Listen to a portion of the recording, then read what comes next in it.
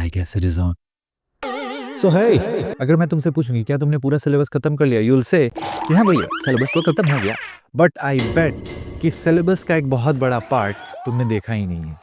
और आज का वीडियो किसी चैप्टर के बारे में नहीं है, आज का वीडियो उस चीज़ के बारे में है जो एनसीईआरटी के अंदर छुपी होती है, the invisible syllabus. Invisible syllabus कोई अलग टॉपिक नहीं है, ये वही टॉपिक होता है जो आपके बुक्स में छुपा होता है। ये वही सिलेबस है जो चैप्टर के बीच के लाइंस में होता है, एग्जाम्पल्स के अंदर छुपा होता है, साइड बॉक्स और पिक्चर्स के नीचे लिखा होता है। और इसी इनविजिबल सिलेबस से आपके बोर्ड में क्वेश्चंस बनते हैं, एमसीक्यूज आते हैं, 3 और 5 मार्क्स के क्वेश्चन भी घुमा के पूछे जाते हैं। तो इस वीडियो के बाद आप एनसीईआरटी को सिर्फ पढ़ोगे नहीं, you'll decode it. So exactly what this invisible syllabus is.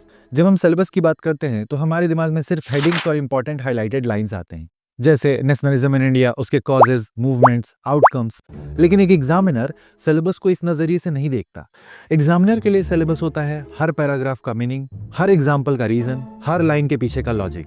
तो इनविजिबल सिलेबस का मतलब है वो चीज जो हाईलाइट नहीं होती, जो टीचर भी जल्दी से पढ़ा के निकल जाता है और जिसको स्टूडेंट देख के कहते हैं कि अरे इससे क्वेश्चन थोड़ी ना आएगा, पर पेपर में वही आता है। मैं इसका एक रियल एग्जांपल देता हूँ। एनसीईआरटी में एक सिंपल सी लाइन है, the sense of collective belonging came partly through the United struggle.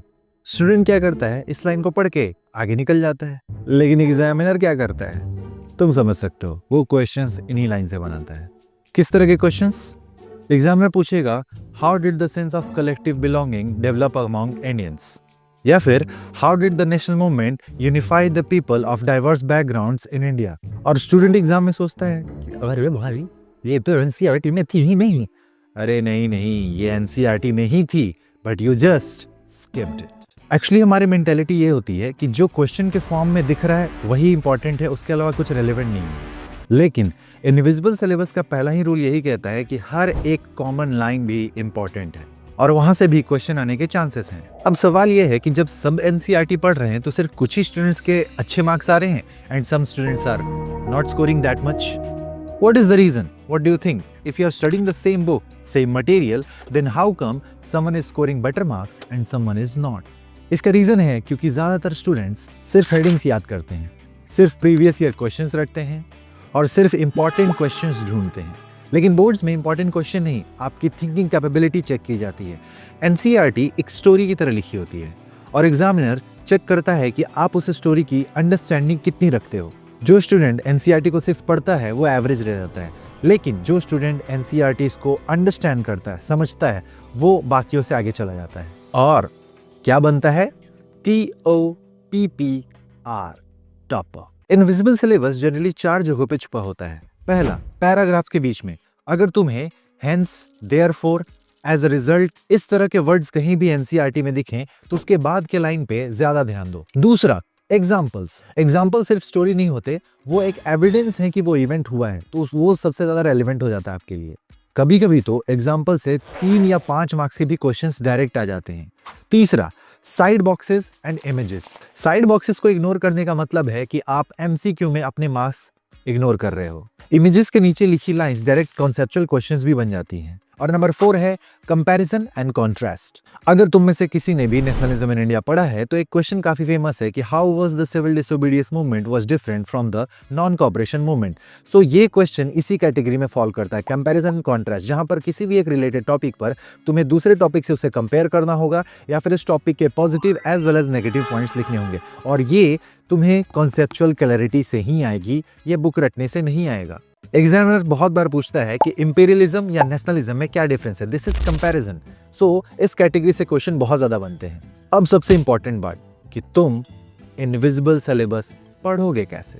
Step 1, her paragraph पढ़ के अपने आप से पूछो कि एग्जामिनर इससे क्या पूछ सकता है, क्योंकि तुम्हारे अंदर इतना दिमाग तो होगा ही कि क्लास 10th में आकर के अगर तुम्हें इंपॉर्टेंट पार्ट्स और क्वेश्चंस नहीं पता चल रहे हैं देन स्टेप 2, हर एग्जाम्पल को कन्वर्ट करो कॉज, इफेक्ट और सिग्निफिकेंस में।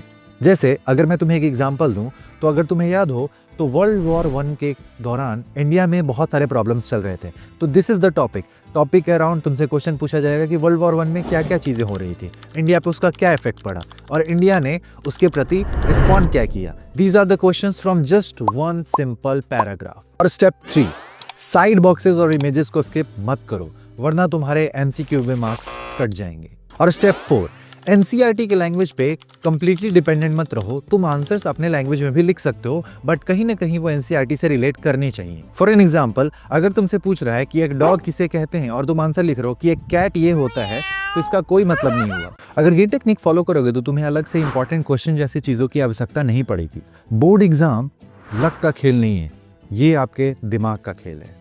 इनविजिबल सिलेबस वही वेपन है जो एक एवरेज स्टूडेंट के पास नहीं होता बट एक टॉपर के पास होता है। और ये इनविजिबल सिलेबस एक एवरेज स्टूडेंट को भी एक टॉपर के कैटेगरी में लेके जा सकता है और एक टॉपर को तो अगर तुम चाहते हो chapter wise invisible syllabus, hidden NCERT line जो एग्जाम में आते हैं, इनविजिबल सिलेबस के एमसीक्यूज और एग्जामिनर ट्रैप्स, तो कमेंट करो इनविजिबल और चैनल को फॉलो भी कर लेना क्योंकि इस तरह के रेलेवेंट कंटेंट मैं हमेशा तुम्हारे लिए लाता रहूँगा। क्योंकि यहाँ सिर्फ सिलेबस कवर करना नहीं है, यहाँ पे एग्जाम को क्रैक करना है। अगली वीडियो किस टॉपिक पे बनाऊँ, you can comment down. That is it for the video. Thank you.